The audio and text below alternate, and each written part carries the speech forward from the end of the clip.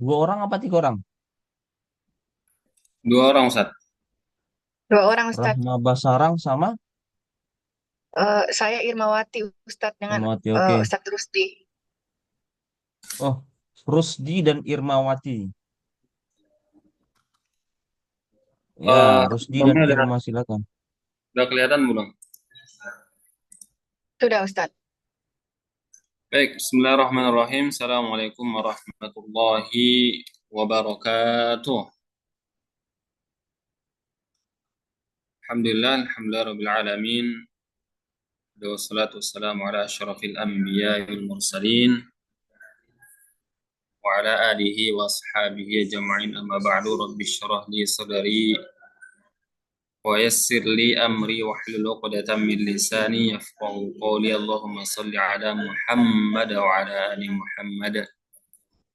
Yang sama-sama kita hormati dosen kita Dr. Zakaria Husin Lubis, dan juga rekan-rekan kelas 2D yang dirahmati Allah Subhanahu wa taala. Alhamdulillah pada sore hari ini kami mendapatkan sebuah amanah untuk mempresentasikan proposal mini, yang mana proposal mini ini kita sudah share atau kita sudah berikan sebelumnya sebagai UTS, ya, UTS kalau tidak salah sebelum Ramadan kemarin, dalam rangka untuk memenuhi nilai.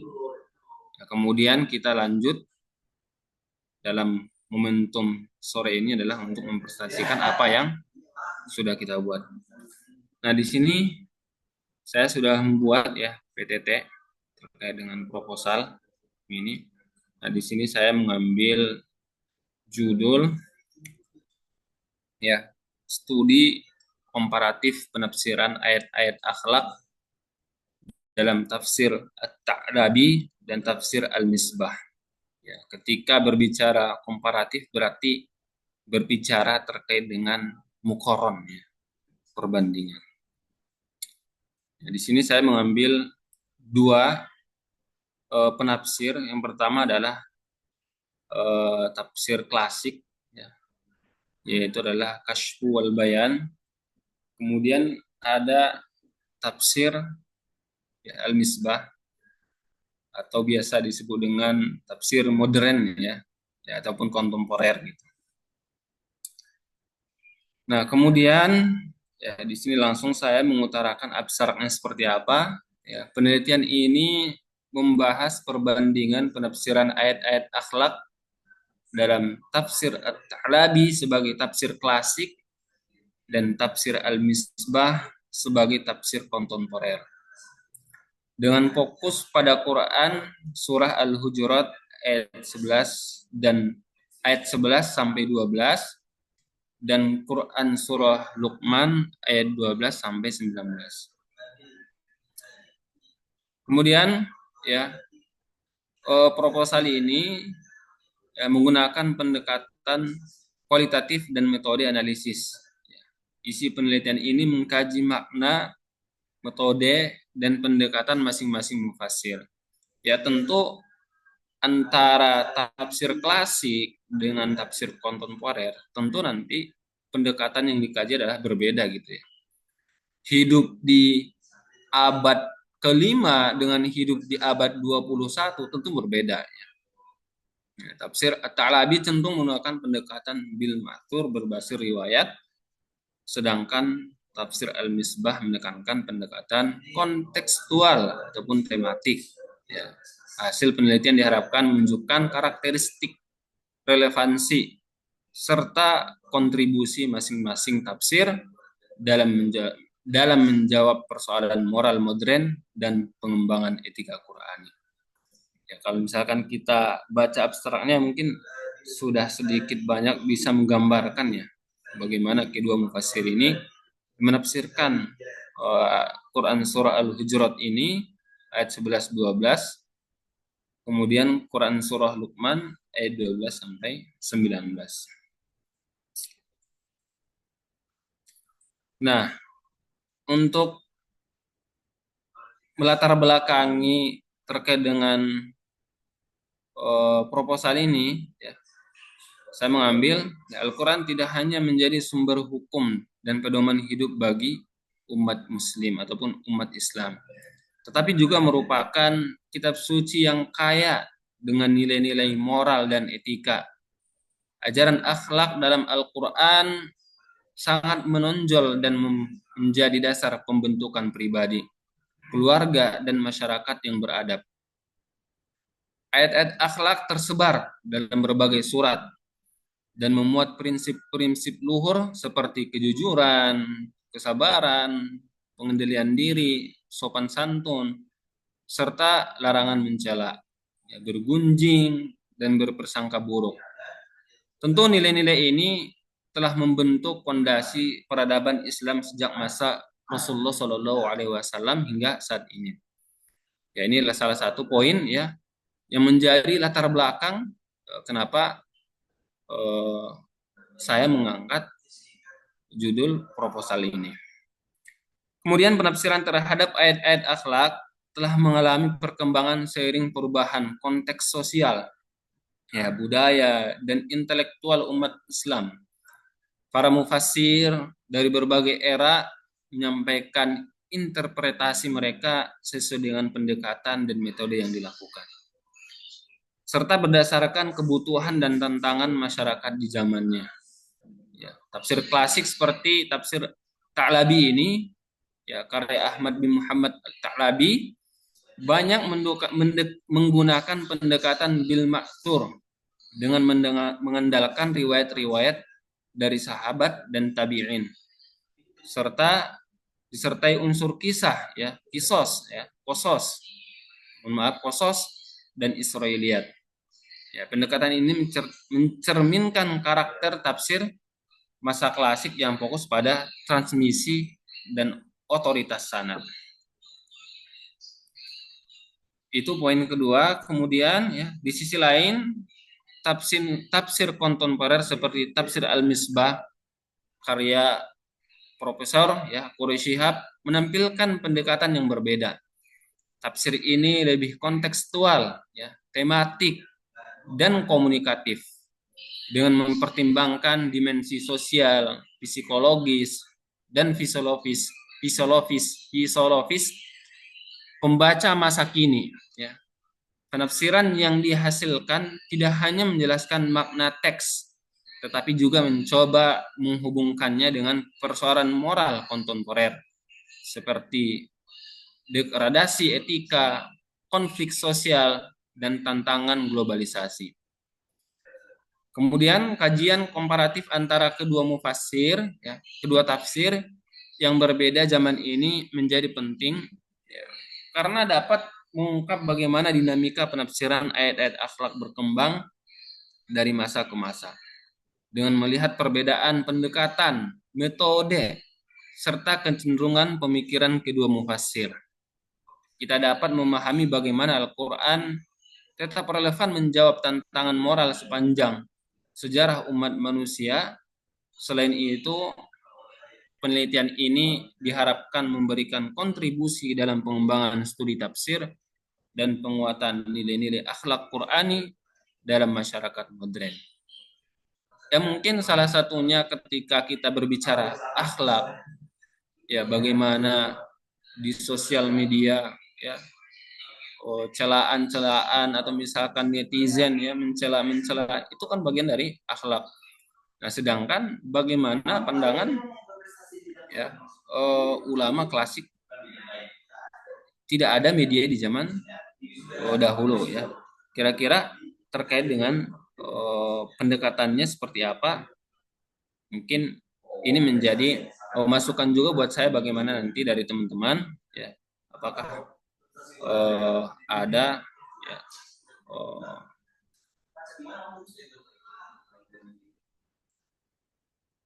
paragraf-paragraf ataupun, ya, isu-isu yang ingin ditambahkan. Kemudian, nah, ini yang menjadi rumusan masalah, ya.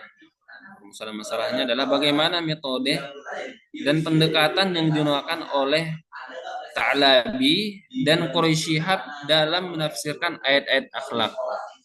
Kemudian, bagaimana bentuk penafsiran ayat-ayat akhlak seperti Quran Surah Al-Hujurat ayat 11 sampai 12 dan Quran Surah Luqman ayat 12 sampai 19 dalam tafsir Ta'labi dan tafsir Al-Misbah.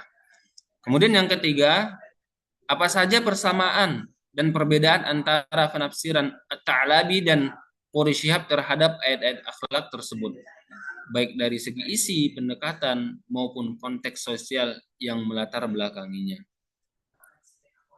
Ya, kemudian di sini ada outline penulis. Ya, ini juga bagian dari isi ya. Apakah nanti ada masukan dari teman-teman?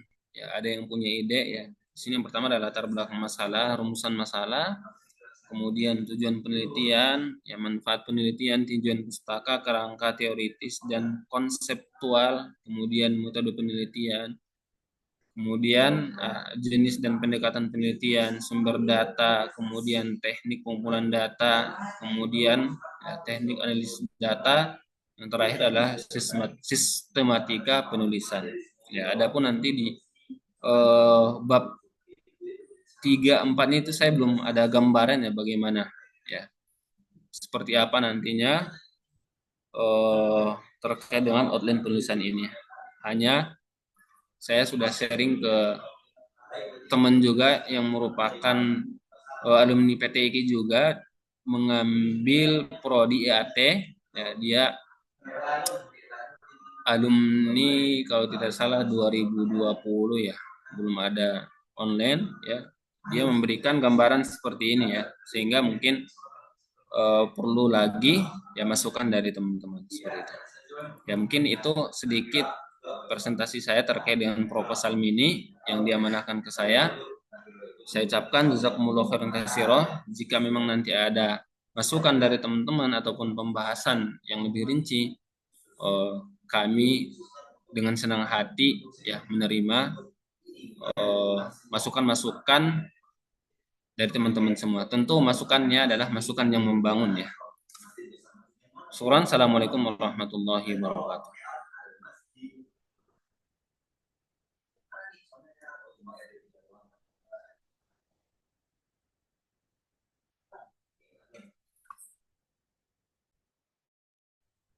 Baik, mungkin bisa langsung dilanjut Ustazah Hermawati ya terkait dengan poin yang kedua.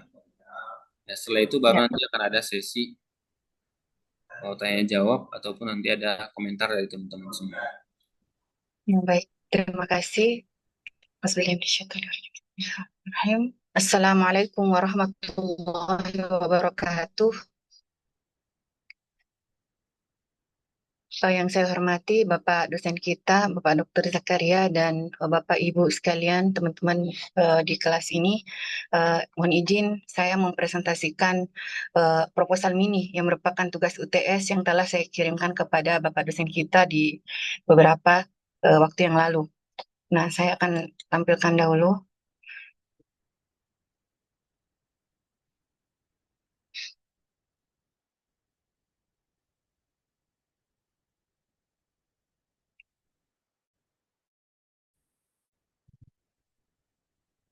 Sudah kelihatan Ustaz Rusdi?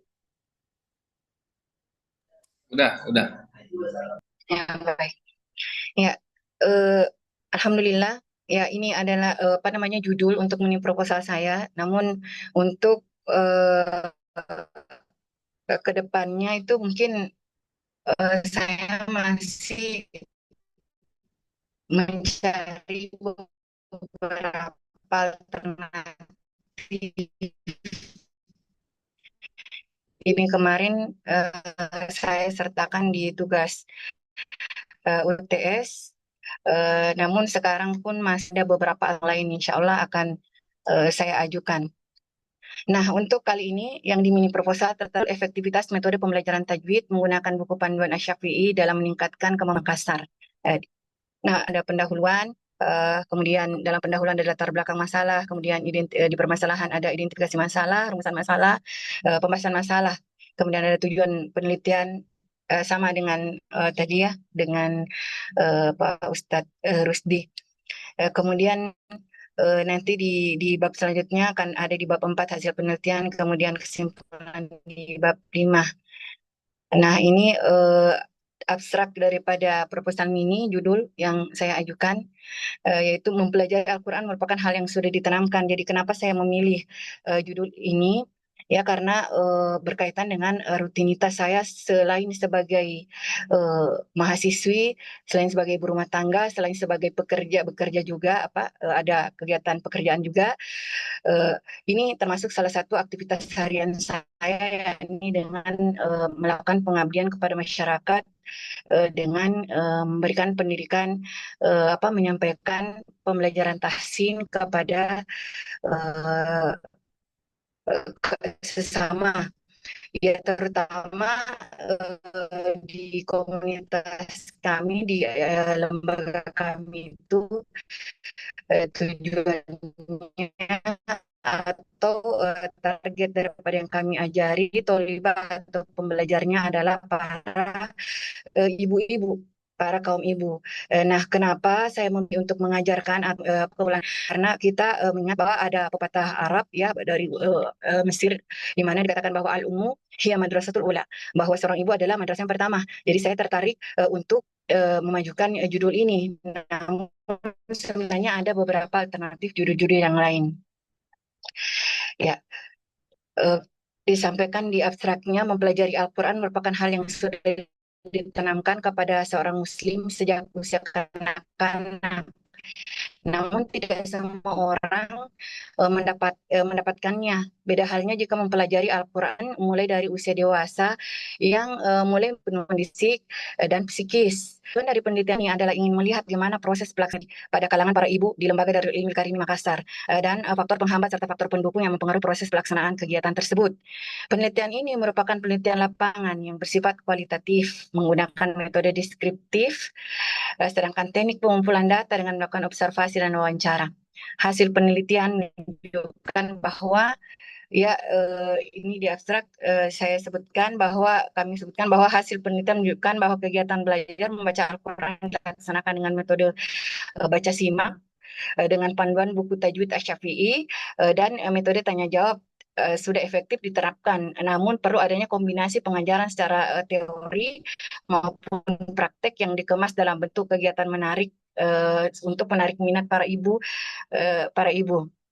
Ya biasanya dilakukan secara berkala. Jadi inti dari ini menggunakan buku tajwid prakteknya juga ditambahkan dengan kreativitas kami selaku pengajar bagaimana menciptakan ruang kelas yang menarik minat para ibu yang tentunya tidak monoton dalam kelas, kemudian tidak monoton dengan teori yang berat, tapi kami kemas dengan berbagai alternatif konsep pembelajaran dipadukan dengan games-games yang ibu-ibu sukai, kemudian sebagaimana ibu-ibu yang pada umumnya itu senang ketika berkumpul ngobrol, jadi biasa kegiatan pembelajarannya dikemas dalam bentuk obrolan, tidak seperti berhadapan guru dengan siswa.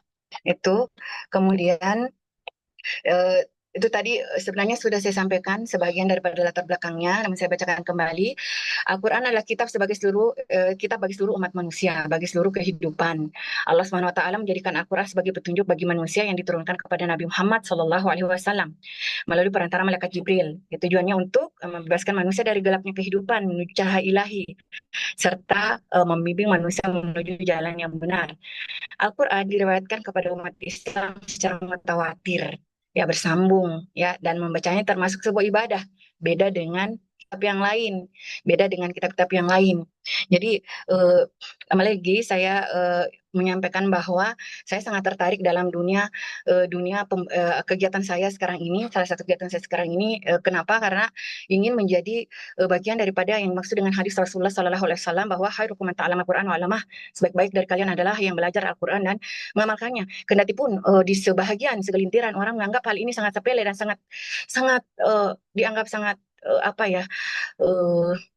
tidak terlalu besar ya, tapi menurut saya ini hal yang besar, apalagi ketika kita sudah bisa masuk ya, sudah bisa masuk ke dalam proses membumikan Al-Quran ya, tidak hanya secara lokal di Makassar maupun bahkan bisa kita terlibat dalam nasional. Alhamdulillah kemarin sedikit melenceng daripada makalah ini, kemarin ada program daripada PT IKI kampus kita bekerjasama dengan Kementerian Agama untuk mengadakan seleksi asesor untuk para guru guru pendidikan agama Islam di seluruh Indonesia untuk mengasesor tajwidnya.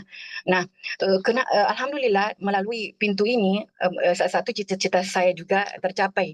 Ya, kembali lagi ini adalah hal yang sepele menurut sebagian orang, tapi ini adalah hal yang sangat besar buat saya. Karena ini adalah cita-cita saya dari dulu. Makanya dalam proposal mini ini pun berkaitan dengan tidak jauh-jauh dari aktivitas saya tersebut. Ya, meskipun banyak beberapa aktivitas yang lain yang saya lakukan setiap harinya. Kemudian tujuan daripada di sini disampaikan di latar belakang kenapa kita harus belajar tajwid ya. Di sini tujuan dari adanya ilmu tajwid agar umat Islam membaca Al-Quran sesuai dengan bacaan yang diajarkan Rasulullah SAW dan para sahabatnya, dan menghindari tilawah yang di dalamnya terdapat lahan-lahan atau kesalahan-kesalahan, terutama ya tajwid merupakan kewajiban bagi setiap muslim ya. Jadi membaca Al-Quran dengan tajwid itu adalah wajib bagi setiap muslim ya untuk membacanya, tapi mengajarkannya adalah kifayah. Kalau membaca secara pribadi adalah fardu ain. Mohon maaf mungkin jaringanku jelek ya, afwan. Ya, umumnya pembelajaran Al-Quran dilakukan seorang muslim sejak dini. Namun sejak dini atau ketika masih kanak-kanak, sehingga sejak dini ia sudah mampu dalam membaca Al-Quran dengan fasih sesuai dengan kaidahnya. Hal ini diharapkan agar ketika seorang tersebut memasuki tahap usia perkembangan berikutnya, ia bukan hanya mampu membaca Al-Quran dengan fasih, akan tetapi juga mengajarkan Al-Quran serta mengamalkan ajaran yang ada di dalamnya. Namun yang menjadi permasalahan adalah tidak semua orang mendapatkannya atau memiliki kesempatan belajar Al-Quran secara intens sejak kecil, yang disebabkan oleh berbagai latar belakang faktor. Sehingga hal ini mengakibatkan ketidakmampuan seseorang untuk membaca Al-Quran sesuai dengan kaidahnya. Tidak menafikan kenyataan bahwa hingga saat ini masih banyak muslim bahkan yang sudah memiliki anak dan memasuki usia parubaya masih mengalami kesulitan dalam membaca Al-Quran. Padahal di usia mereka yang sudah parubaya harusnya sudah lancar dan paham dalam membaca Al-Quran sesuai dengan kaidahnya, agar kedepannya mereka bisa mengajarkan juga kepada generasi setelah mereka. Nah, pertanyaannya yang biasa muncul, kenapa mengajarkan tajwid?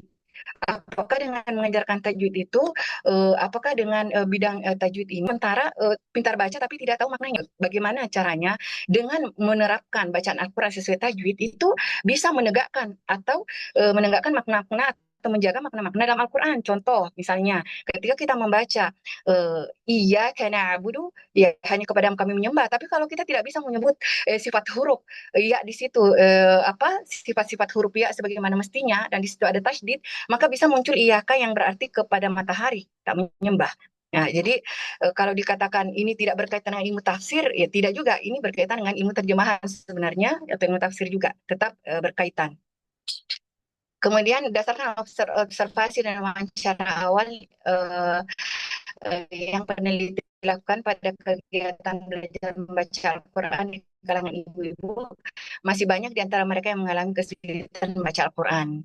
Ya, banyak dari mereka masih sulit untuk membaca Al-Quran sesuai dengan kaidah tajwid, padahal di usia yang sudah parubaya, bahkan mendekati usia lanjut dan sudah belajar membaca Al-Quran menggunakan tajwid, namun mereka tetap dari kecil sudah belajar, namun di masa dewasa ya masih banyak yang kurang dalam hal ini.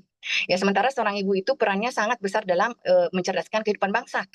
Makalah Arab dari penyair ternama Hafiz Ibrahim menyatakan bahwa madrasatul ula idza adatta sya'ban thayyiban Arab, yang artinya ibu adalah madrasah pertama. Apabila engkau mempersiapkannya, maka engkau telah mempersiapkan generasi terbaik. Konteks dalam teks tersebut menekankan bahwa ibu adalah penentu utama dalam pendidikan dan membentuk karakter anak. Jadi itulah yang merupakan latar belakang daripada penelitian yang saya ajukan, yang kami ajukan di judul proposal ini. Nah, kemudian rumusan masalahnya nanti ya berdasarkan latar belakang di atas, perlu adanya rumusan masalah agar membahas dengan terarah dengan baik menjadi tujuan daripada penelitian ini. Adapun rumusan masalah tersebut adalah bagaimana melaksanakan kegiatan belajar membaca Al-Quran dengan didahului pembelajaran ilmu tajwid dengan metode Asy-Syafi'i yang diikuti oleh para peserta ibu-ibu, dan bagaimana tingkat efektivitas metode tersebut. Kemudian saya lupa tadi ya bahwa kenapa dipilih metode Asy-Syafi'i, karena kami dari beberapa metode yang ada ya kami di lapangan melihat bahwa metode ini adalah metode yang efektif untuk ibu-ibu, di mana ibu-ibu itu bukan belajar, kebanyakan bukan belajarnya dari nol, tapi sudah ada basic dari. Nah, di buku Syafi'i ini tidaklah mempelajari tajwid betul-betul dari seperti pemula, seolah-olah seperti pemula, tapi ini memang cocok untuk orang yang sudah pernah belajar Al-Quran, belajar ngaji. Seperti itu. Sekian untuk presentasi daripada Profesor ini saya. Mohon maaf atas segala kekurangannya. Tolong diberikan masukan dan saran. Terima kasih juga atensinya. Baik, wassalamualaikum warahmatullahi wabarakatuh.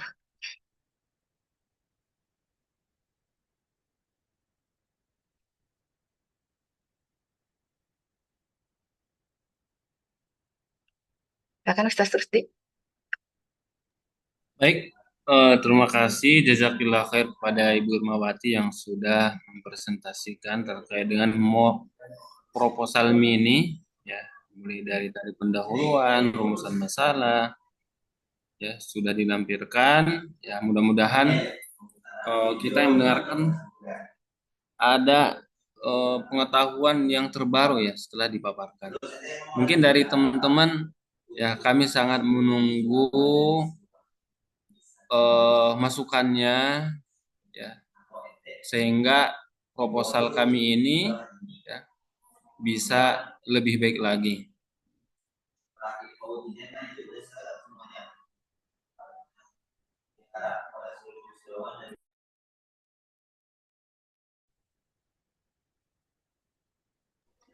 Ya, baik, sudah ada yang mengangkat tangan, silakan Ustadz Syarul Hidayat. Ini bertanya atau memberikan komentar, Ustadz, atau ingin memberikan kita masukan sehingga proposal kita ini lebih baik lagi. Oke, mungkin ada tanyanya sedikit, terus mungkin ada, kalau memang ini ada masukan juga bisa diterima atau ditolak.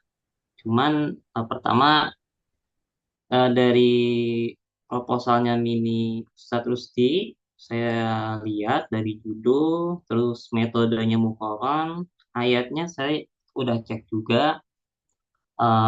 Ya memang masalah ghibah kebanyakan kan masalah ghibah, terus ingin dikaitkan dengan konteks modern, dan sering kita lihat itu banyak akhlak-akhlak yang terlihat jelas melalui ketikan handphone ataupun keyboard di media sosial ya. Kalau hanya hal itu mungkin saya masih belum bisa menangkap eh, apa yang menjadi spesialnya penelitian ini. Kalau mungkin hanya membandingkan sikap orang-orang klasik dengan orang-orang kontemporer, mungkin dari segi akhlak, etika dan sebagainya, menurut saya nggak ada perubahan yang signifikan. Cuman karena memang penerapannya aja kali ya. Mungkin di satu daerah mereka ngomong kasar itu hal biasa, tapi di daerah lain dengan suara tinggi itu ada kata-kata kasar, kan itu mungkin karena adat yang berbeda. Jadi menurut saya belum bisa menemukan apa yang menjadi spesialnya, di apa yang menjadi membedakan ya, bukan yang spesial, yang membedakan penelitian ini dengan penelitian sebelumnya. Dan dari yang saya ketahui ada beberapa buku yang membahas tentang apa namanya, akhlak dari apa namanya, akhlak modern yang ada di media sosial. Itu ada beberapa, contohnya itu tafsir di media online dari karya Zain Al-Fala, dan satunya lagi yang lama itu tafsir Al-Quran di medsos, mengkaji makna dan rahasia Al-Quran karya Prof. Nadir Syah Hussein. Nah itu beliau tuh memang bagus banget untuk masalah kontemporernya. Jadi saya belum bisa menemukan hal yang membedakan antara penelitian Ustadz Rusdi dengan penelitian-penelitiannya, yang membedakan lah, yang membuat yang ini menjadi menarik seperti itu, Ustaz. Eh, untuk itu pertanyaan saya, Ustadz Rusdi. Terus pertanyaan kedua saya untuk penelitiannya Ustazah Irma.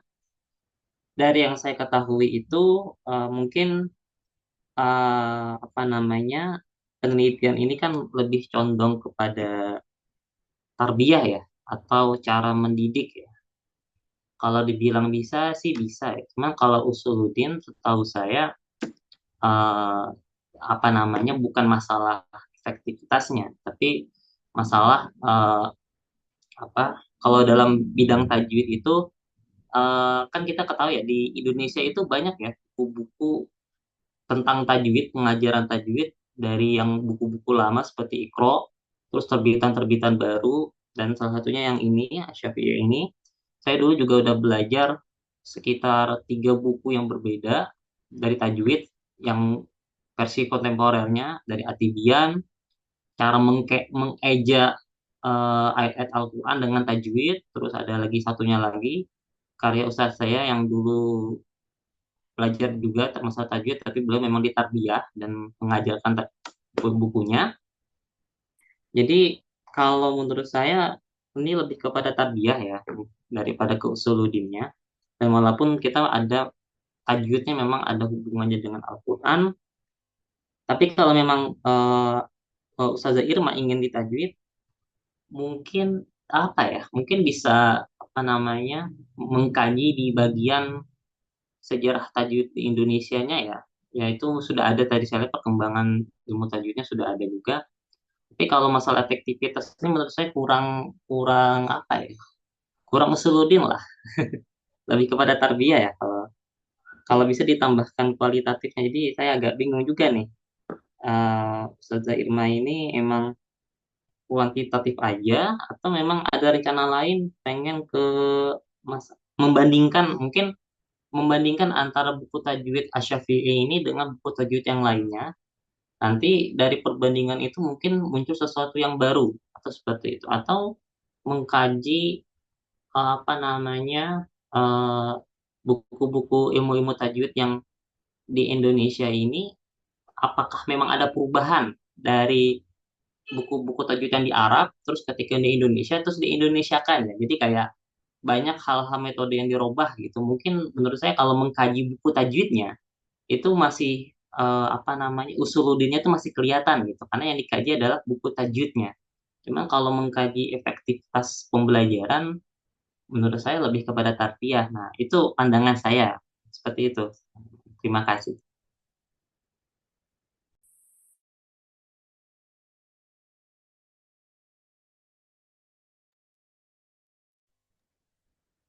Baik, udah ya tadi ya. Baik, terima kasih ya Ustaz Syarul.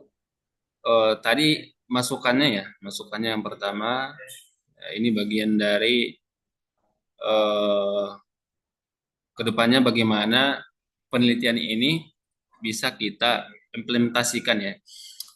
Oh, yang menjadi pertanyaan tadi adalah apa sih yang menjadi spesial dari judul ini gitu ya? Kalau menurut saya adalah yang pertama, saya membandingkan tafsir klasik yang jarang dipakai orang. Biasanya kan tafsir Al-Misbah dan tafsir Ibnu Katsir misalkan ya. Atau misalkan tafsir Ubuya Hamka pakai tafsir At-Tabari gitu. Sedangkan tafsir At-Ta'labi ini kan sangat jarang ya gitu ya, kita dengarkan gitu.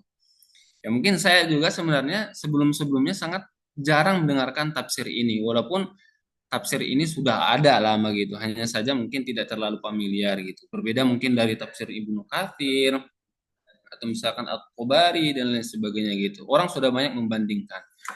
Ya karena memang tafsir ini dia banyak dari segi kisah ya, cerita gitu ya. Kisah-kisah. Sehingga terkait dengan menggali makna akhlak dari dua perspektif tafsir yang sangat berbeda ini, ya jadi seolah-olah kita membandingkan dua tafsir dari dua zaman, ya, baik dia metodologinya dan juga dua gaya berpikirnya ya.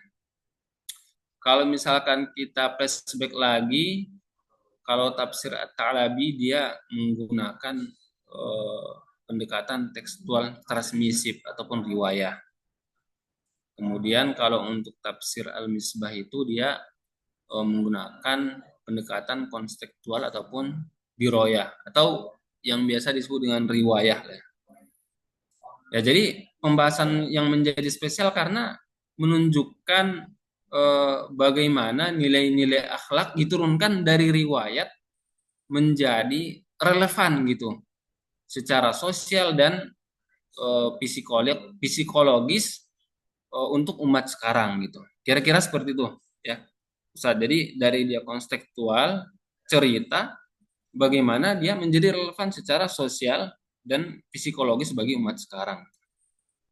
Ya, itu yang kedua Ustaz ya.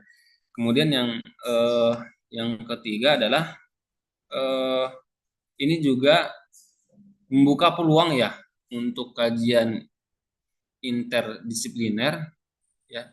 Bagaimana pembahasan ini membuka terkait dengan wawasan studi tafsir dan ilmu sosial ya. Kemudian juga tafsir dan pendidikan ya, sehingga nanti antara kedua tafsir ini ya dia menjadi penelitian-penelitian berikutnya. Mungkin seperti itu Ustaz. Kalau masalah spesialnya tadi masalah judul ini saya membandingkan tafsir yang Ta'labi ini yang jarang dipakai oleh orang.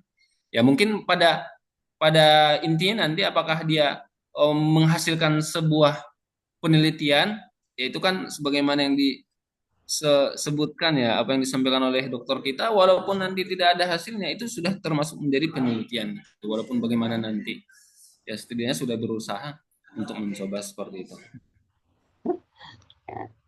Oke, mungkin kalau dari tafsir sih saya nggak ada permasalahan ya. Mau pakai tafsir apapun menurut saya itu menarik semua karena setiap tafsir itu pasti mempunyai keunikannya masing-masing dan itu menurut saya sudah bagus. Cuman yang jadi bukan jadi permasalahan, cuman menjadi pikiran saya itu adalah karena yang dikaji itu adalah ayat-ayat akhlak. Nah, itunya temanya kan tentang akhlak nih. Sedangkan kita katakan akhlak ini kan memang bukan hanya sekarang ya.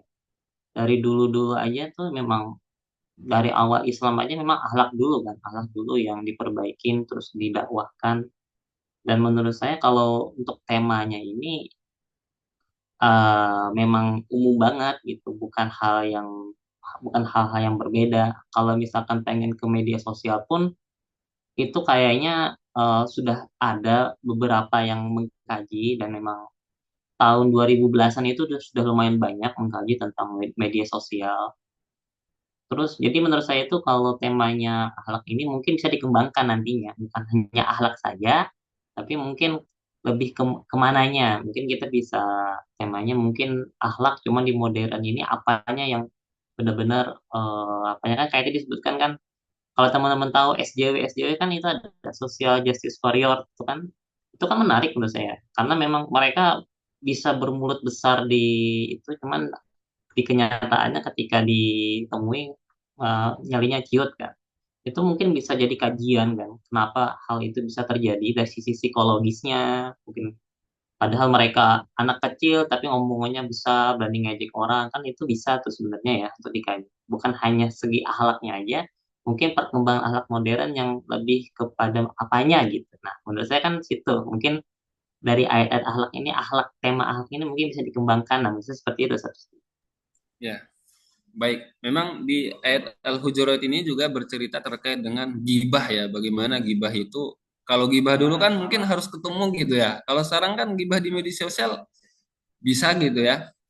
Kalau bahasa sekarang itu dia berani yang ngomong doang di media sosial doang gitu ya. Sedangkan udah ketemu nggak berani gitu. Mungkin ini menjadi PR atau bagaimana nanti lebih kita kerucutkan lagi ya. Bagaimana bisa diteliti lebih baik lagi dan dia ada spesifikasi yang jelas gitu. Ya mungkin terima kasih masukannya ya Pak Sarul. Mudah-mudahan ini bisa menjadi penelitian ke depannya buat saya. Syukron. Ya, baik. Ya, saya terima kasih banyak Jazakallah Syahrul tadi tentang apa komentar dan masukannya terhadap judul yang saya ajukan. Jadi sebagaimana yang saya sebutkan pada saat presentasi bahwa ada beberapa alternatif judul yang lain sebenarnya. Jadi pada saat UTS ini yang nangkap di kepala saya, jadi ini yang saya ajukan. Namun untuk saat ini bahkan saya ada 3 sampai 4 alternatif judul yang lain. Contohnya itu analisis qiraat dalam menafsirkan ayat-ayat mutasyabihat. Kemudian ada juga tajwid, studi tajwid dengan makna dalam menjaga ayat-ayat pada suratul Fatihah sebagai rukun solat.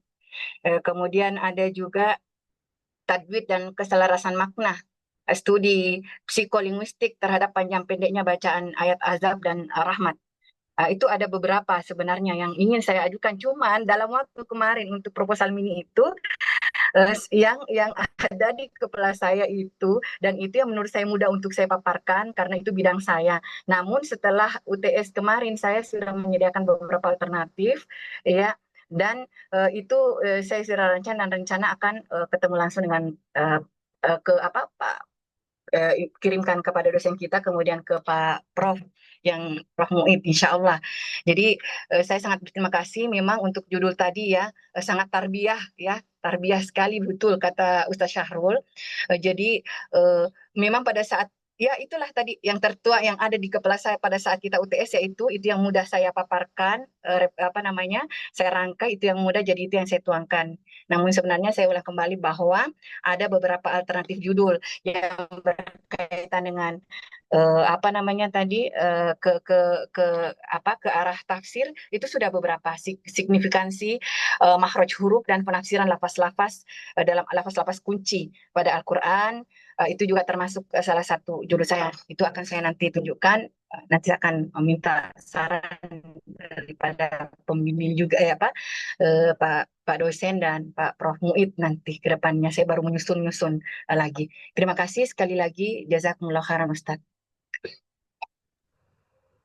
Alhamdulillah, terima kasih jawabannya. Mungkin dari ini, karena kan kita seluruhnya kan ada 3 jenis ya. Mungkin tadi tafsir Nusantara, terus kajian tafsirnya kayak punya Rusdi itu kan kajian tafsir kan, dan punya Bu Irma ini memang, Ustazah Irma ini memang yang satunya lagi yang membahas tentang kiroat, tajwid, masalah penulisan, terjemah, itu memang ada bidang satunya lagi. Nah, bidang yang ini menurut saya menarik banget daripada kedua bidang yang lainnya. Tapi di bidang ini saya memang kurang kurang ahli ya, atau memang kurang banyak saya baca penelitian-penelitian tentang bidang ini. Jadi kalau misalkan Bu Ir memang sudah menyiapkan judul-judul yang lain, biasanya judul itu yang akan saya tanyakan adalah buku primer, bukan buku, eh, sumber sumber utamanya atau sumber primernya Bu Irma ini apa sih gitu, atau apakah buku sumbernya itu sudah ada, atau apa namanya memakai sumber yang lain yang bisa menjadi referensi tambahan. Jadi pertanyaan itu sumber primernya apa sih dari tiga penelitian yang lainnya itu. Kalau yang ini kan kalau kita bilang tarbiyah ya kuantitatif, ya laporan lah, lapangan. Cuma kalau yang kualitatif pasti ada sumber primernya ya. Sumber primernya apa sih Bu? Saya penasaran juga nih. Kalau misalkan kita pengen ke sana, apa aja yang bisa kita ambil sebagai sumbernya? Yang judul yang mana Ustaz? Yang di proposal mini sekarang? Yang selainnya tadi ya kan kata Bu Rima punya ini kan, punya Iya, judul-judul yang lain ya. Mungkin salah satunya iya. deh, saya penasaran. Ada kitab Tambihat fi Ilmi, ada beberapa kitab, kebetulan saya masuk dalam komunitas pembelajaran Al-Quran secara khusus, ada.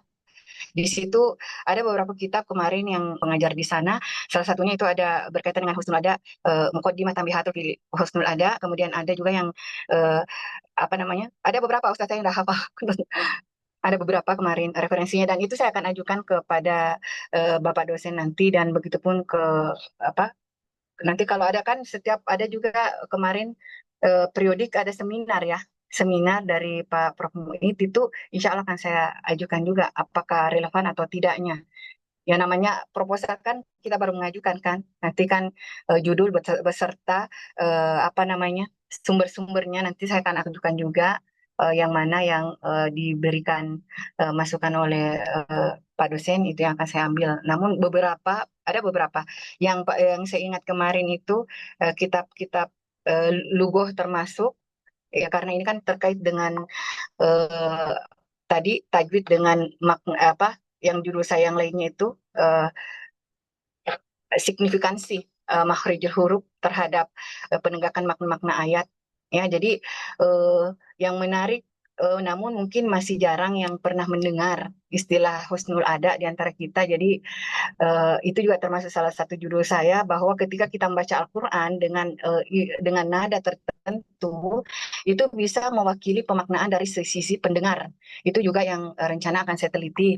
Misalnya membaca dalam penekanan pada huruf-huruf tertentu itu akan berbeda maknanya dengan membaca dengan tanpa tekanan. Ada namanya istilahnya nabar sauti, itu juga akan saya masukkan dalam salah satu judul saya dan kitabnya sudah siap insya Allah. Eh, Sebentar, saya tidak hafal sih Mas, nama kitabnya Ustadz. Saya belum hafal nama kitab itu. Apa ya kemarin? Sebentar, ini. Kuwait Al-Mizan An-Nabri karya Prof. Dr. Walid Al-Mukbil dari Mesir. Itu salah satunya. Kemudian Manzumat Mansumat Tambihatu fil Adai itu termasuk juga. Kemudian ada beberapa Ustaz, yang berkait dengan tafsir, tapi saya tidak hafal. Iya. Ya, terima kasih Ustazah Irma, terima kasih Ustaz Rusdi Sama-sama kasih juga. jawabannya.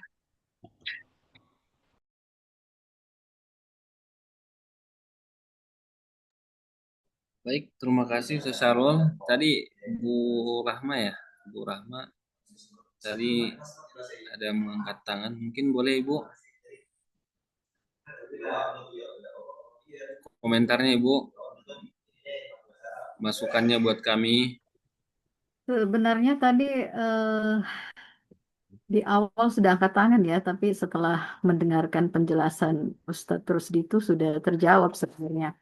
Tadi yang ingin saya tanyakan itu dari sekian banyak kitab-kitab tafsir klasik, kenapa Pak Rusdi mengambil tafsir At-Ta'labi itu?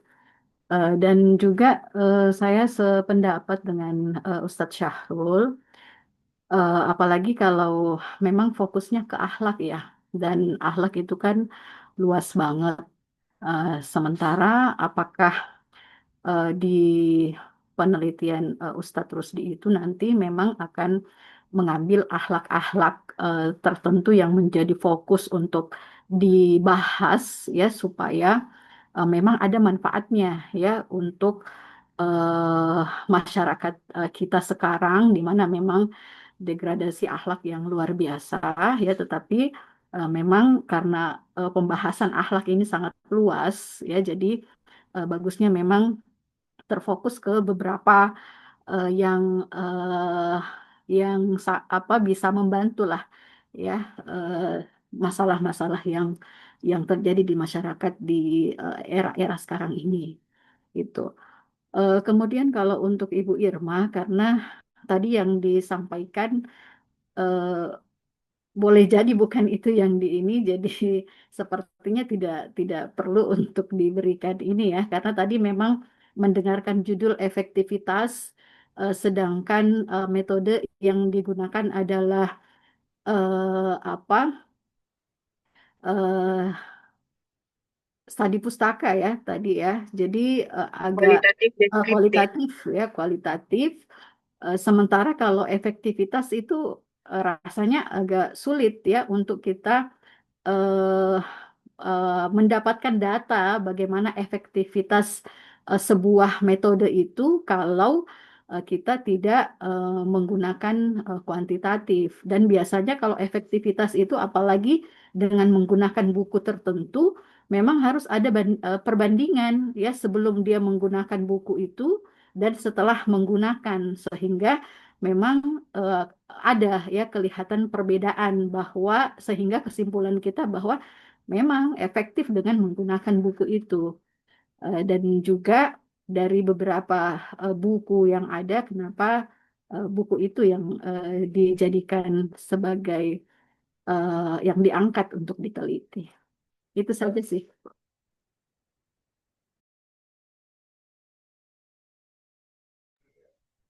Baik, terima kasih Bu Rahma atas masukannya. Tadi sama persis ya apa yang ditanyakan oleh Ustaz Syahrul ya. Kenapa menggunakan tafsir Ta'labi ini sedangkan banyak tafsir-tafsir yang lain gitu ya. Tafsir-tafsir klasik yang lain seperti tafsir Ibnu Katsir, ya Tobari, ya dan lain sebagainya. Nah inilah yang menjadi tantangan buat saya Bu sebenarnya. Kenapa menggunakan tafsir ini? Ya saya ingin mencoba ya mengulik bagaimana sih ya ketika menggunakan tafsir Ta'labi ini. Memang tafsir Ta'labi ini juga banyak kritikannya sebenarnya karena dia banyak menggunakan kisah-kisah Israiliyat ya gitu ya. Yang bagaimana kita tahu kan banyak dari mufassir-mufassir itu menolak terkait dengan kisah-kisah Israiliyat itu gitu. Tapi karena memang ini berkaitan dengan akhlak tentu sangat perlu ya kisah-kisah gitu. Bagaimana nanti dari kisah ini, riwayat ini bisa ada relevansinya terkait dengan perkembangan modern yang sekarang gitu.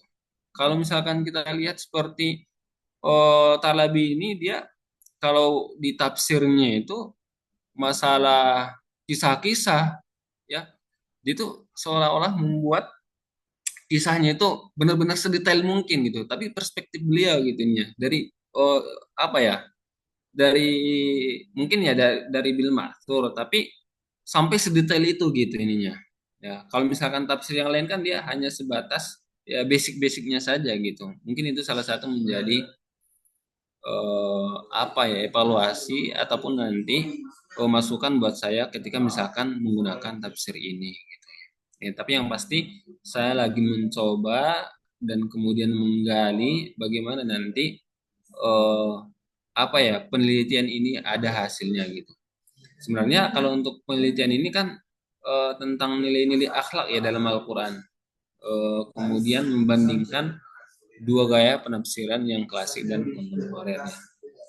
Kemudian juga yang ditafsirkan ini adalah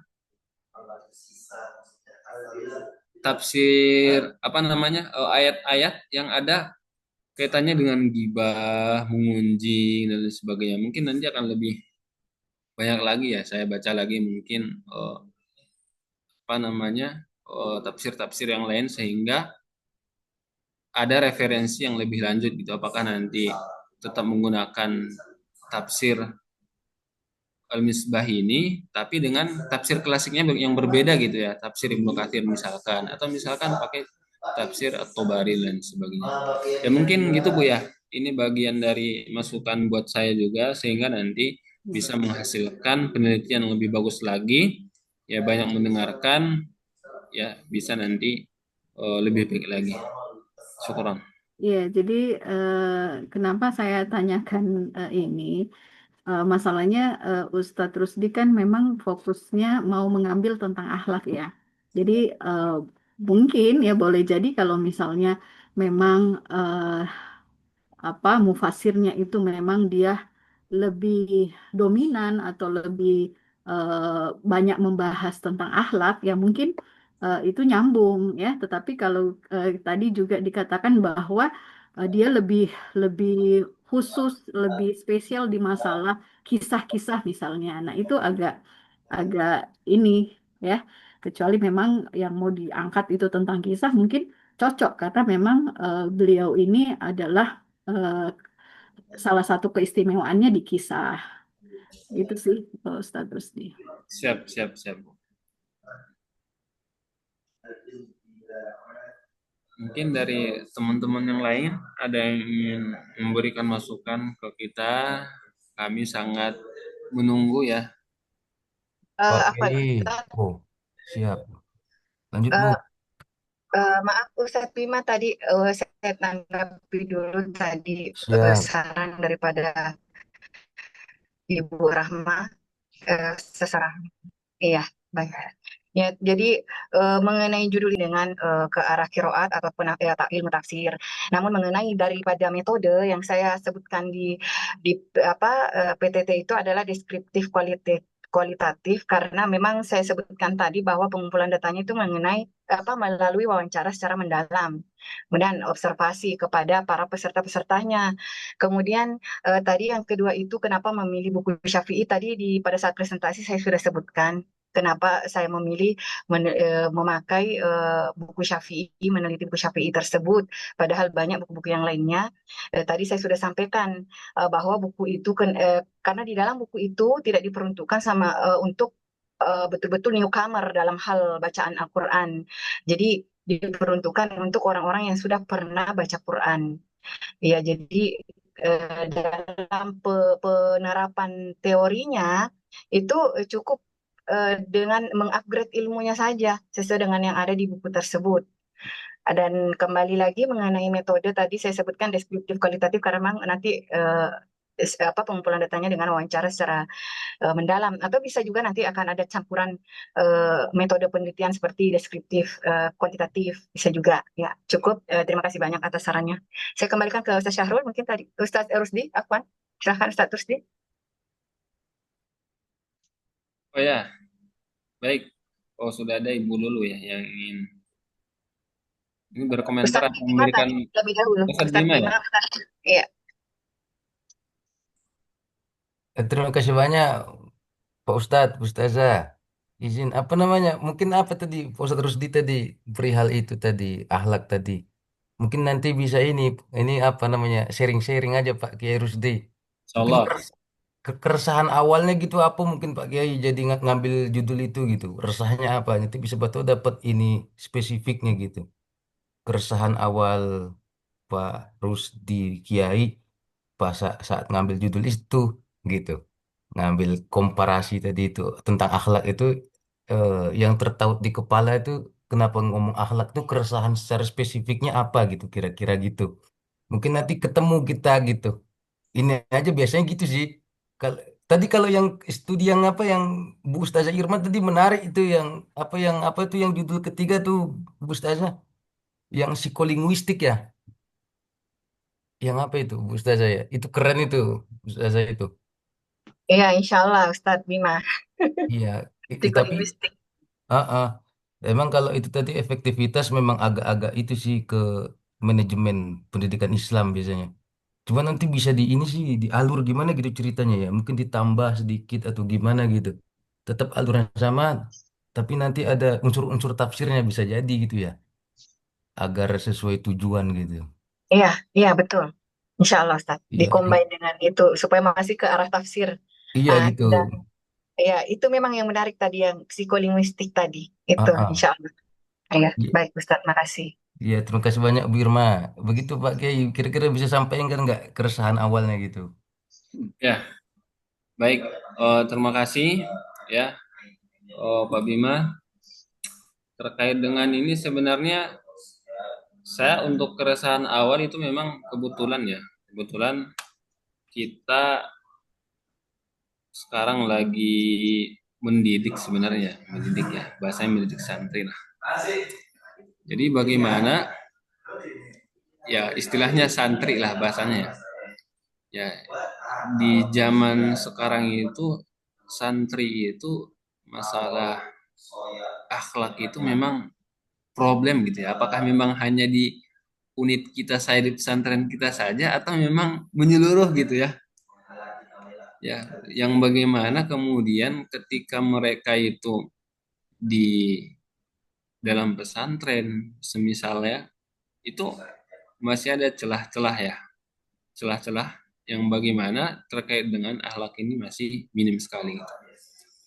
Nah, dan kemudian ketika misalkan sudah berada di luar jangkauan pesantren dan kemudian ini menjadi kelihatan lah gitu ya, kelihatan apa yang ditanamkan di pesantren itu seolah-olah hilang lah gitu.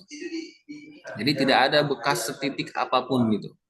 Ya mungkin ada, hanya saja mungkin sebagai formalitas gitu. Dan kemudian ya ini menjadi uh, pemikiran ya dan hasil diskusi juga bagaimana terkait dengan akhlak ini dulu pemahamannya sampai sekarang itu bagaimana relevansinya gitu. Ya sehingga eh, pembahasan ini muncul ya. Sehingga pembahasan ini muncul bagaimana dia nanti targetnya itu adalah media sosial juga sebenarnya. Media sosial bagaimana apa sih gibah itu apakah termasuk seperti ini, mengunjungi itu apakah termasuk seperti ini dan lain sebagainya gitu. Ya mungkin itu sih terkait dengan pemikiran awalnya gitu ya terkait dengan akhlak ini. Mungkin ada sedikit masukan dari Ustadz Bima ya supaya misalkan bisa terbit apa namanya judul yang bagus gitu ya. Contoh misalkan pengolahan relasi pendidikan cinta kasih perspektif Hamka dalam tafsir Al-Azhar kan tuh bagus juga itu yang gitu-gituan kan. Mana Oh, tahu ada referensi-referensi atau misalkan itu bagaimana ininya gitu. Oh, apa namanya? Latar belakangnya gitu. Pemikiran ini muncul gitu ya. Mungkin bolehlah sharing-sharing Ustadz Bima. kalau itu nggak sengaja itu Pak Kiai gitu. Itu berarti tadi menarik itu Pak Kiai tadi soal apa soal akhlak tadi itu kan. Itu bisa nanti kalau secara sosiologis mungkin tadi pakai apa ya pendekatannya sosiologis bisa jadi itu. Kalau maksudnya apa ya kalau misalnya itu nanti pakai studinya itu apa sih apa R R dan dia apa itu ya. Jadi meneliti tafsirnya juga tapi habis itu meneliti secara implementatifnya gitu ya. Kayaknya enak tuh, Hmm. keren itu. Soalnya nanti bisa pakai sosiologisnya apa dramaturginya Irving Goffman itu soal manajemen kesan misalnya. Apakah akhlak itu tampak di permukaan saja atau memang dia masuk secara memang secara internal dan secara keseluruhan sumuli dalam diri manusia itu. Nah, itu Ya, nanti gitu. Kan tadi kan persoalan santri di pesantren bagus, kok di luar begitu. Berarti kan ada soal manajemen kesan itu, apa front stage, backstage, panggung depan, panggung belakang itu kayaknya enak gitu gitu tuh. Menarik gitu tuh. Pakai dramaturgi gitu, Pak G. Kira-kira gimana gitu ya? Habis itu apa nanti kan dari dua mufasir tadi itu menurut dua pandangan mufasir itu nanti itu gimana sebetulnya akhlak itu sebetulnya kan? hmm. Habis itu tapi agak ribet ya. Nanti gitu ya, nanti nanti ditengok lagi itunya. Mungkin tadi dikonsultasikan itu Pak Kiai sama ide-ide liarnya sama ini sama Pak Dokter bisa jadi tuh. Ya, Cuman ya, kalau pakai ini secara sosiologis perspektif apa pendekatan sosiologis kayaknya menarik itu manajemen kesan gitu ya, ya. panggung depan panggung belakang gitu apakah akhlak itu emang begitu pura-pura apa gimana gitu apa bedanya dengan etika kemudian apa bedanya dengan adab moralitas dan lain-lain itu enak nanti agak masuk sedikit dalam kultur budaya Nusantaranya sedikit gitu agak komparasi istilah sedikit bisa juga nanti. Jadi agak-agak menarik gitu Pak Kiai. Itu pun menarik yang itu. Terima kasih banyak Pak Kiai Rusdi. Siap, siap. Mohon bimbingannya, siap arahan, Pak Kiai. Enggak, bukan arahan apa, sharing-sharing aja. Siapa tahu ide-ide liar nggak jelas ini bisa jadian bareng-bareng. Halo. Baik, Bu Lulu tadi Bu Lulu dulu ya Pak Sepria. Ya, Ya, ya, Saya silakan. dapat dari tadi tangannya Bu Lulu. baik. Alhamdulillah, syukron atas kesempatannya. Kedengeran suara saya ya, Ustadz? Dengeran, Alhamdulillah. dengeran.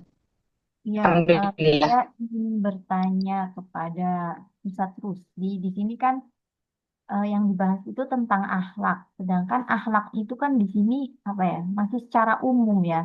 Nanti akhlak di dalam apa sih Ustadz nanti mengambil langkah akhlak ini nanti apakah nanti akhlakul mahmudahnya seperti apa nanti akan dibahas Mas dan apakah akhlakul mazmumahnya juga akan dibahas dan apa ya ukurannya tuh apa ukuran akhlak akhlak di sini misalkan kalau akhlakul mahmudah yang mau tadi kan kalau Ustadz terus menyatakan bahwa tidak apa ya anak-anak pesantren itu kan masih masa-masa SMP, SMA itu kan masih masih remaja gitu ya. Akhlakul mahmudah nanti yang mau dibahas itu ukurannya apa aja? Itu kan banyak ya akhlak. Itu kan masih sangat umum. Jadi apakah ada khusus atau spesifikasinya apa saja? Ataukah Karena kan itu sangat umum tuh akhlak. Maksudnya penilaian akhlak itu ukurannya sampai apa, kadarnya seperti apa. Nah, itu yang mungkin saya tanyakan. Jadi ukurannya seperti apa nih akhlak ini? Apakah akhlak mahmudahnya iya, akhlak mazmumahnya iya, dan akhlakul mahmudahnya itu apa saja yang mau dispesifikasikan gitu kan, dikhususkan apa aja. Akhlakul mazmumahnya juga misalkan apa saja. Itu sih. Apakah nanti itu akan dibahas atau memang ya udah akhlak aja secara umum? Maksudnya kalau akhlakul mahmudah itu kan apa ya, akhlak baik gitu ya. Ya kebaikan itu apa sih yang diukur gitu. Gitu. Dan terus untuk Ustazah Irma, Alhamdulillah menarik sekali Ustazah Irma. Saya ingin tanyakan tentang tadi kan metode yang diambil itu ada metode dari tadi Imam Ghazali ya Ustazah. Apakah Eh, nanti di dalam makalah itu ada juga metode-metode lain sebagai komparasi, komparasi keberhasilan, keefektivitasan dari pengajaran Al-Quran itu, gitu. Apakah ada atau ya udah cukup cukup satu metode saja, gitu. Terus nanti disandingkan dengan tafsir. Nah, nanti tafsirnya itu nanti masuknya di mana tuh? Di segi apanya nih? Kalau kita masukkan ke dalam apa ya? Kayak apa kajian tafsirnya itu nanti masuknya di mananya? Gitu. Itu mungkin pernyataan dan juga pertanyaan kali ya dari saya.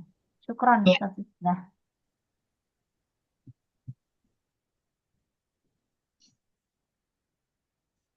persilakan Ustaz Rusdi tadi masih ingin menanggapi dari Bu Lulu atau saya? Boleh dari Bu Irmawati terlebih dahulu. Baik. Iya, tadi itu dari buku Asy-Syafi'i ya, Ustaz Lulu.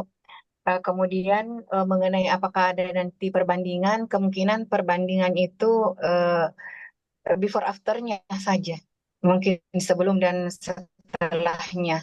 Kemudian kalau diarahkan judul ke arah tafsir itu tadi seperti saran daripada Ustadz Bima, apa namanya tentang psikolinguistik pembelajaran tajwid terhadap penjagaan makna Al-Quran ditinjau dari psikolinguistiknya.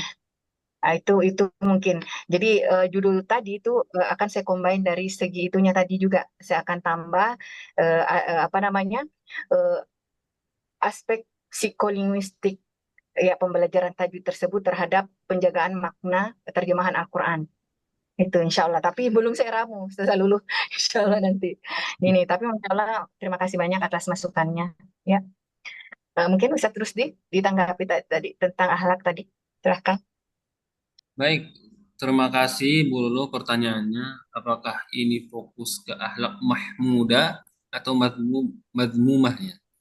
Apakah ini akhlak terpuji atau akhlak tercela gitu ya? Kalau kita lihat dari kedua ayat ini Quran surah Al-Hujurat ya, itu membahas terkait dengan akhlak sosial ya.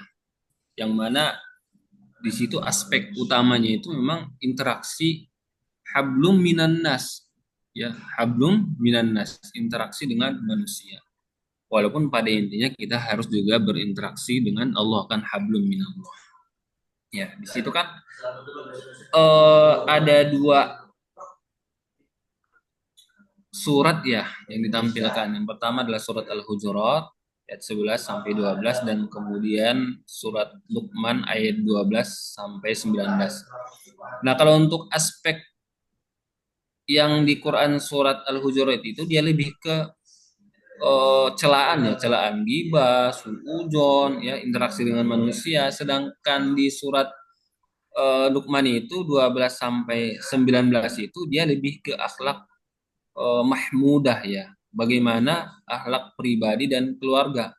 Ya, pendidikan anak, akhlak kepada orang tua. Sebenarnya bukan pendidikan ke akhlak dulu, pendidikan ke anak ya, tapi di situ ada pendidikan ke Allah juga kan, la tusyrik billah inna syirka la dzulmun azim, kan ada juga itu ya. Kemudian ada amar ma'ruf, kemudian juga ada nahi mungkar, kesederhanaan. Jadi dari kedua ayat ini yang ditampilkan itu ada akhlak sosial ataupun hablum minan nas, ya. Tapi kalau untuk masalah ininya dia lebih ke akhlak yang tidak terpuji di situ karena dia bentuknya celah-celahan kan. Kemudian yang Quran surat Al-Luqman itu dia secara personil dan kekeluargaan ya, pembentukan kepribadian dan nilai dalam kehidupan ya, kehidupan nasihat anak lah bahasanya gitu. Jadi dia ada dua Bu ya, ada akhlak terpuji dan ada akhlak yang tidak terpuji. Nah, mungkin sedikit ulasan juga terkait dengan akhlak yang ada di surat Luqman itu, dia kan ada beberapa poin tuh. Misalkan ya, syukur pada Allah, tidak menyekutukan Allah, berbuat baik. Intinya nasihat dari Luqmanul Hakim lah, itu bukan semuanya poin-poin akhlak ya. Seperti itu, Bu. Sedangkan di surat Al-Hujurat itu kan dia larangan untuk saling mencela, kemudian memberikan julukan yang buruk, lakop-lakop yang tidak benar, atau misalkan suuzon, atau misalkan tajassasu. Ada tuh kalimat tajassasu, maksudnya mencari kesalahan-kesalahan orang lain, ataupun ada lagi yang gibah gitu ya, ataupun mengunjing seperti itu. Jadi dia ada dua poin. Berarti ini untuk umum ya, untuk kalangan umum manusia. Soalnya tadi kan kalau kita bilang, kalau lihat apa ya, keresahannya itu kan ngelihat dari fenomena anak-anak santri gitu kan. Ya, Jadi ini akhirnya menjadi bukan untuk ya untuk anak-anak remaja ya, tapi untuk pembahasan ini untuk umum gitu ya, untuk ya. seluruh orang gitu, tidak Untuk kita sementara batasi untuk ini. sementara memang keresahannya kan itu ya. Mm-mm. Bagaimana nanti arahan dari masukan dari Pak dosen, bagaimana baiknya, apakah dia konteksnya ke awal yang keresahan yang tadi, atau dia mengambil dari kontekstual yang ada di surat tersebut gitu, bagaimana relevansinya. Ya mudah-mudahan ini juga menjadi apa ya, bahan bahan buat kami, apakah nanti dia kedepannya seperti apa dan kemudian menjadi apa. Ya ini juga pertanyaan yang bagus dari Bu Rono. Ya, karena memang secara umum kan akhlak sosial ini memang dari Quran surat Al-Hujurat ini dia masih umum ya. Nah, maksudnya kemana nantinya gitu. Gitu, Bu.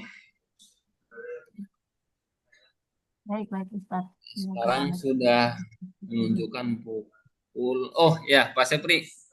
Betul. Pak, Aduh, mungkin saya ini udah, sudah jam 17. saya udah agak lupa nih, tapi 19. oke.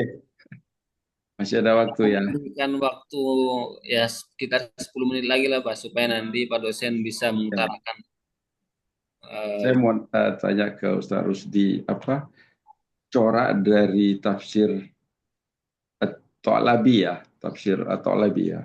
Coraknya itu kemana? Karena kalau saya baca, ya ini aja ya, sharing aja. Kalau baca bab akhlak dari Imam Qushairi, ada beberapa surat, beberapa ayat ya. Ada Quran surat Al-Qalam, dan Bismillahirrahmanirrahim. Sesungguhnya kamu benar-benar berakhlak yang agung. Diriwayatkan oleh Anas bahwa seorang bertanya kepada Nabi SAW, wahai Rasulullah, siapakah di antara orang-orang beriman yang paling utama imannya? Beliau menjawab, yaitu mereka yang paling baik akhlaknya. Hadis riwayat Ibnu Majah. Jadi kemudian ada juga kemudian hadis Nabi, engkau tidak akan dapat memberikan kebahagiaan orang lain dengan hartamu, karenanya berilah kebahagiaan dengan wajah yang manis dan akhlak yang baik. Hadis riwayat Al-Bazzar dan Hakim. Kemudian Wahab menegaskan jika seorang hamba mempraktikkan akhlak mulia selama 40 hari, Allah akan menjadikan akhlak mulia sebagai sifat bawaan baginya. Kemudian ini ada tafsir juga dari Hasan Al-Basri tentang surat Al-Mudassir ayat 4. Dan pakaianmu hendaklah engkau bersihkan, dan pakaianmu hendaklah engkau bersihkan ya.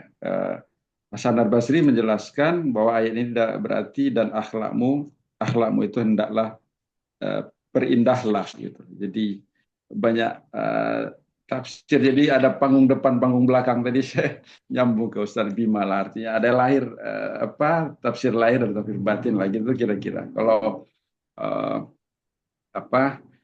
Kalau riwayat dari Al-Junaid, Al-Junaid Al-Baghdadi itu ada kisah mengunjing dalam hati. Jadi ada hati ini suka menggunjing juga gitu loh. Jadi tidak yang lahir saja seperti yang di media sosial atau apa yang terlihat sebagai apa akhlak yang baik, akhlak yang buruk yang lahir saja, tapi ada hati kita pun juga suka menggunjing. Jadi riwayat Al-Junaid inilah cerita Al-Junaid Al-Baghdadi, seorang pangeran sufi. Jadi makanya tadi saya nanya corak tafsirnya kemana, karena kalau kita melihat dari sisi lahir, kemudian ada sisi batinnya juga kan, ada akhlak itu.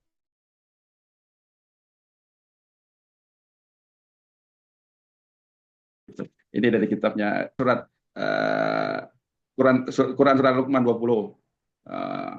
Allah SWT, dan dia menyempurnakan untukmu nikmatnya lahir dan batin. Mempunyai makna bahwa lahir berarti pembentukan fisik manusia dan batin adalah penyucian akhlak. Jadi ada panggung depan, panggung belakang, atau lahir dan batinnya gitu. Mungkin itu aja Ustaz Rusdi. Coraknya kemana nih tafsir atau Alabi ini gitu. Terima Baik. kasih. Oh, Pak Sepri, terima kasih ya tadi sudah membacakan ya beberapa tafsir dan kemudian membacakan artinya. Kalau untuk tafsir Ta'labi itu dia bil ma'thur, Pak, tafsir klasik.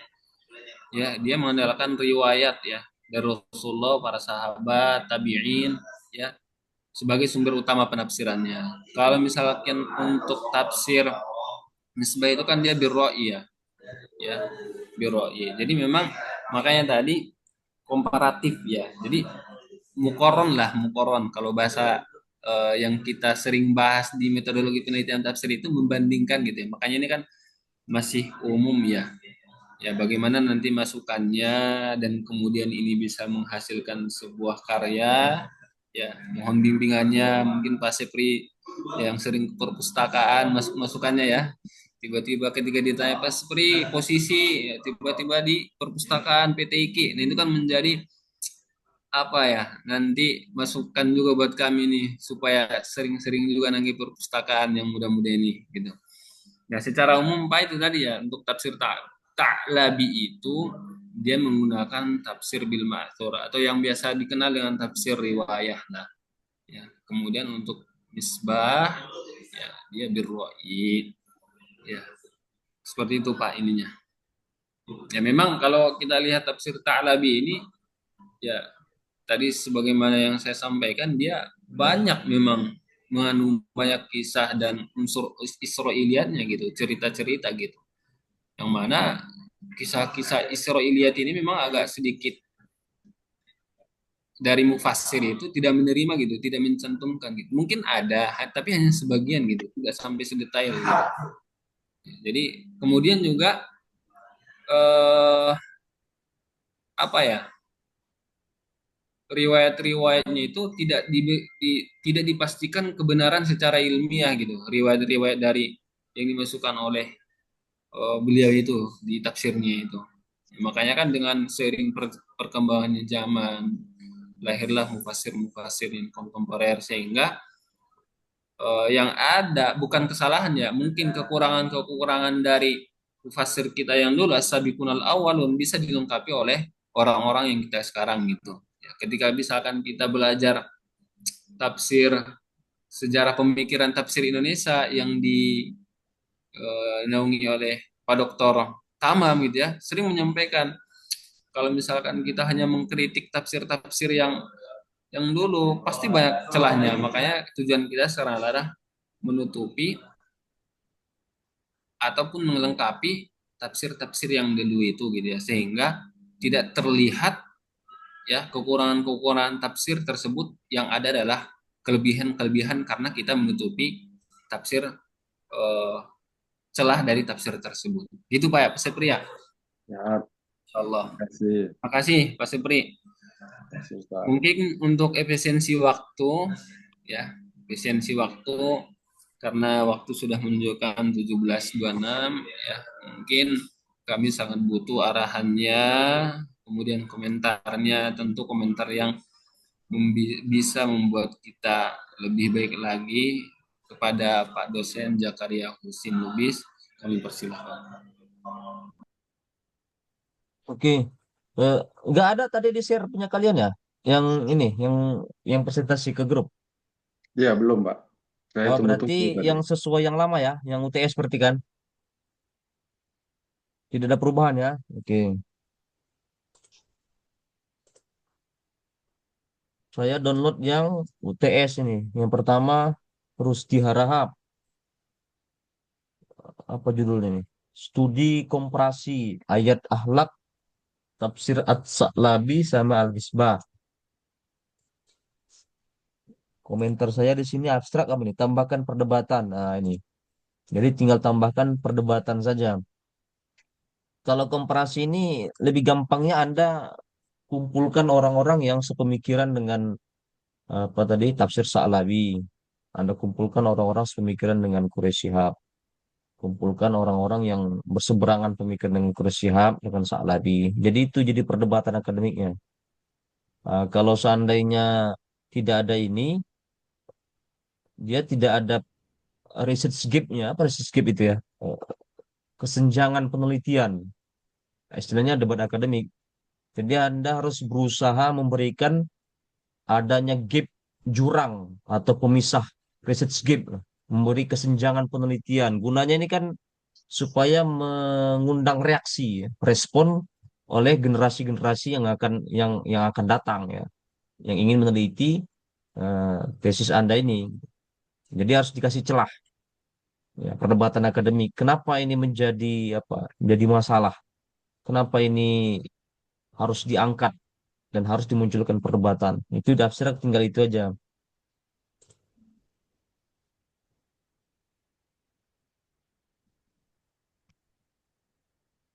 Rumusan masalah dua saja cukup lah ya, dan usahakan pertanyaannya yang ada di rumusan masalah itu jangan gunakan kata apa, tapi buat saja bagaimana. Bagaimana? Satu, dua, tiga, tinggal Anda pilih saja. Kalau saran saya yang nomor satu, oh enggak, nomor dua dan nomor tiga saja. Nomor satu udah selesai. Jadi bagaimana bentuk penafsiran ayat akhlak? Al-Hujarat 11-12, Luqman, dengan bagaimana persamaan dan perbedaan. Satunya hilangkan saja. Dan online-nya belum lengkap kan? Tinggal Anda tambahkan saja. Tadi presentasi sudah lengkap nggak online-nya Anda paparkan? Bab 2, bab 3, bab 4. Belum? Belum, Pak. Belum ya? Nah, jadi tinggal tambahkan lagi aja bab 2, bab 3, bab 4. Nah, itu ya, itu yang punya Rusdi. Berarti untuk bab tiganya itu Pak dia kalau misalkan jadi misalkan Pak ya, dia berarti nanti biografi dari kedua penafsir ini dimasukkan Pak berarti ya. Ya, As-Sa'labi sama Quraisyab itu dijadikan di bab 3 profil mereka. Latar belakang, apa yang mempengaruhi pemikiran penafsiran mereka. Jadi munculnya itu di bab 3 tuh. Kalau dua, ya itu tadi, research gap lah, debat akademik, apalagi istilahnya lah. Pokoknya Anda memunculkan kesenjangan penelitian, critical review-nya di situ. Ya. Jadi Anda baca jurnal yang berseberangan dia dengan Quraisy Shihab, jadi munculkan nama itu. Menurut si Polan dalam penelitiannya, bla bla bla bla bla bla. Gitu. Itu critical review kan?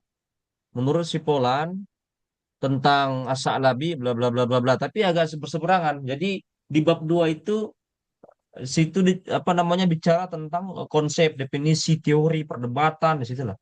Bab 2 itu ya. Konsep, teori, definisi, perdebatan, research gap itu di bab 2 itu. Nah, nama-nama mereka ini yang terjadi perdebatan itu munculkan di abstrak itu. Tapi dikelompokkan saja dia. Nah, pembahasan detailnya di bab 2.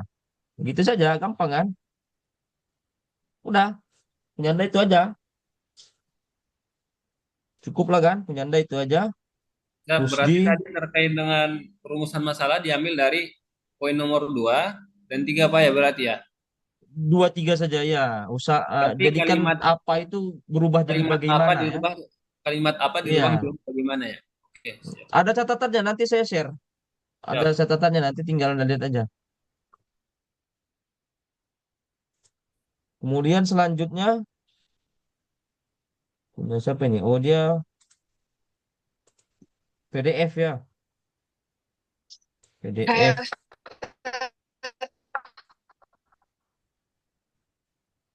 Efektivitas metode pembelajaran tajwid menggunakan buku Syafi'i meningkatkan kemampuan baca. Ibu-ibu, ibu-ibu. para ibu. Sebenarnya ada yang saya kirim di grup WhatsApp, Ustadz. Ini Wah, ibu-ibu di seluruh Indonesia apa ibu-ibu mana nih?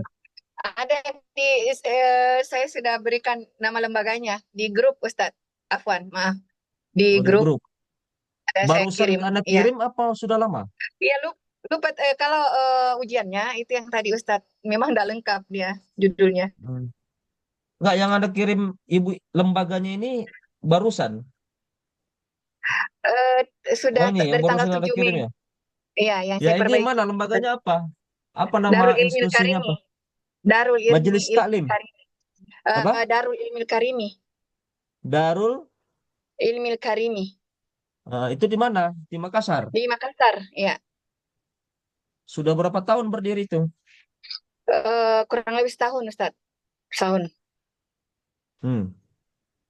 Metode efektif baca itu memang berapa? Itu harus Anda teliti juga itu. Iya, Ustadz. Apakah dengan metode Syafi'i tadi itu, dengan berdiri setahun itu sudah lancar? Ya, maksudnya kelancaran baca mereka kan? Betul. Metode pembelajaran tajwid, apakah sudah mereka bagus dalam tajwidnya? Buku Syafi'i. Buku Syafi'i ini apa maksudnya nih? Buku Syafi'i. Imam Syafi'i. Buku Syafi'i ini apa? Imam Syafi'i. Atau yang membuat Eh, metode cepat membaca sebenarnya tajwid. eh,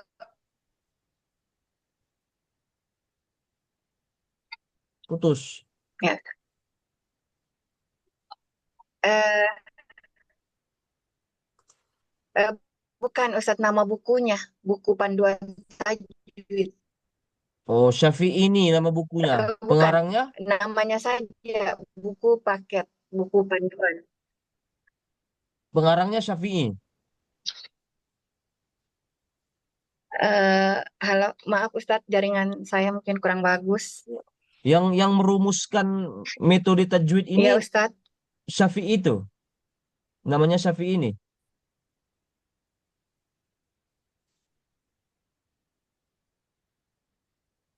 Halo? Kedengaran.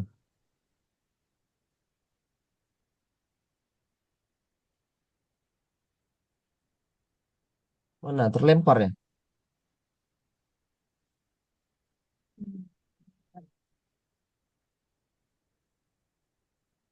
Mana orangnya terlempar? Iya, terlempar Ustaz. Ini ada lagi Bu, Hmm, Ustazah Irma. sudah masuk lagi belum? Sudah. Nah, yang merumuskan metode baca tajwid ini namanya Syafi'i ini. Tokoh gitu di situ. Eh, bukan Ustadz, jadi nanti akan ada penjabaran profilnya, profil penulis di bab selanjutnya Ustadz.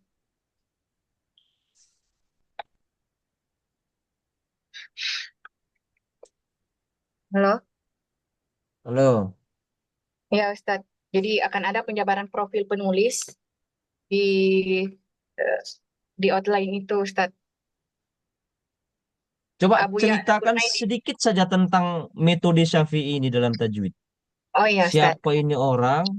Iya, Berapa lama metode dia ini bisa dipelajari? Coba dulu itu dulu Syafi'i ini. Siapa iya, dia? iya.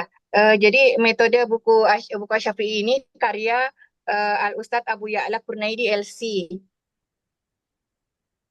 Ya, Hmm. kemudian bukunya itu ada dua versi Ustadz, ada yang tajwid praktis, ada yang tajwid lengkap. Nah, untuk Darul Ilmil Karimi memang usia keluar secara resmi dari Kementerian Hukum dan HAM namanya itu baru belum sampai setahun. Namun ini komunitas dakwah ini sudah berjalan sekitar 4 tahun, Ustadz.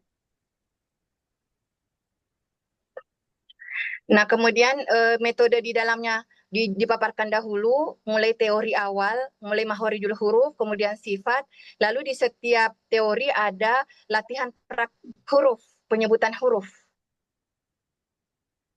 Indikatornya itu berapa tahun? Selain kurikulum itu berapa hari bisa mempelajari Bu? Yang Anda lihat lah Ya, keberhasilan metode silabus, Syafi'i ini.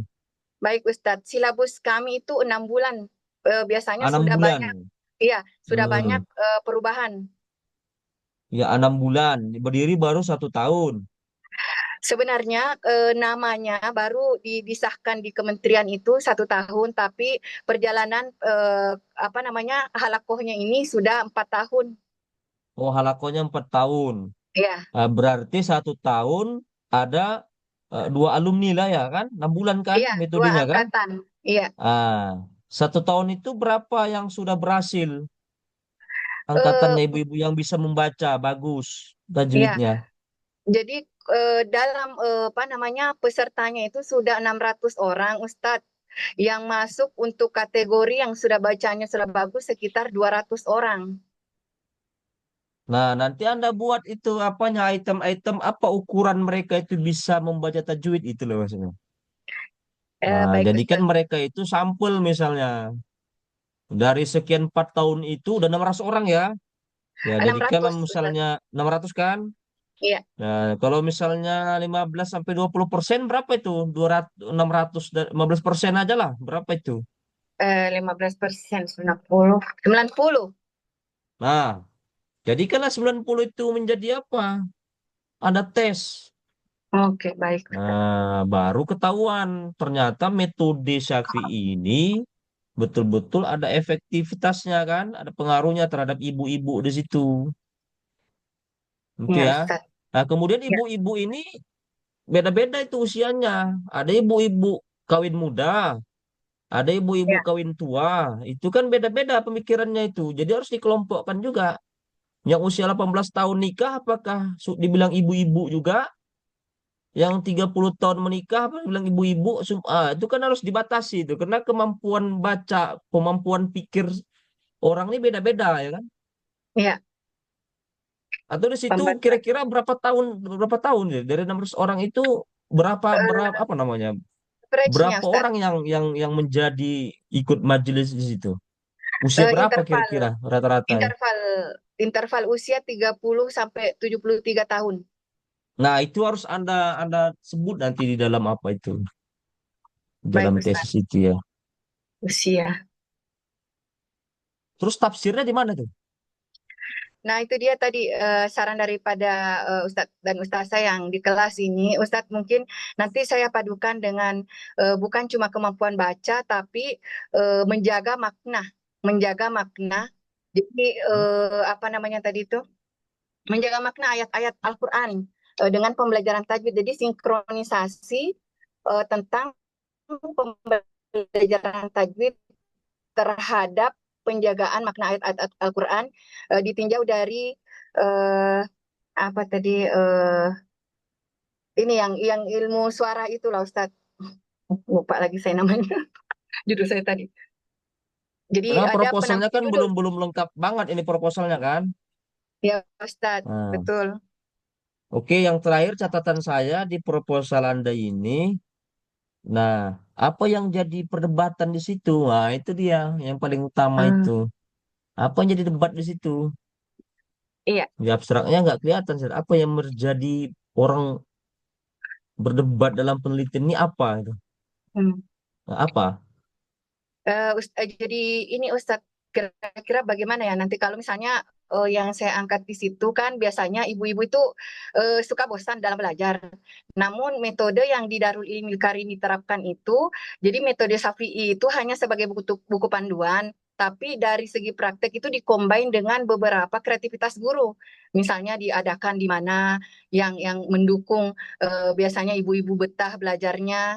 Yang menjadi perdebatannya itu kenapa bisa kok bisa targetnya dengan secepat itu padahal ibu-ibu biasanya agak-agak susah untuk dibimbing. Nah, jawabannya itu Ustadz karena adanya combine dengan eh, apa kreativitas guru dalam Oke, gini menciptakan gini, suasana kelas. tambahkan juga ada penelitian relevan juga, penelitian terdahulu yang relevan ada enggak tentang metode Syafi'i ini? Sudah baca Ada nggak Ustadz, critical review? Sudah kelihatan. ada. Ada berapa penelitian yang sudah ada baca tentang metode Syafi'i ini yang sudah di Eh, critical review? Ada 10 belum sampai 7 kemarin Ustadz saya list tapi jurnal ya Ustadz. jurnal atau tesis atau disertasi. Ada Ada beberapa 7, yang 7 ya. Udah ada 7. kurang lebih gitu. Nah, Iya itu Ustadz 7. coba dilihat perdebatan akademik mereka ini. Nanti itu saja jadikan patokannya. Oke, kita aja ya. Baik Ustadz, baik insya Oke, Allah. saya rasa itu cukup ya. Silakanlah di closing statement pemakalah.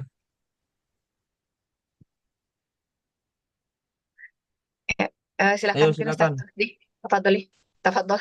Silakan. Ustadz Rusdi. Silakan Bu.